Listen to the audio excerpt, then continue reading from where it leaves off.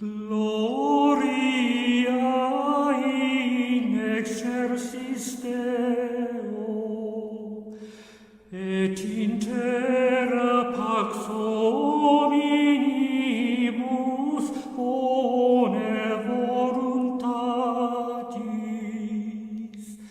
Laudamus te, benedicimus te, adoramus te, glorificamus te.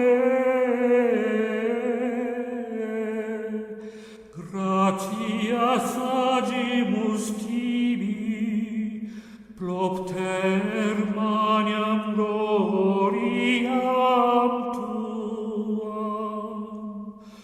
Domine Deus, Rex celestis, Deus Pater omnipotens, Domine Filii unigenite, Iesu Christe.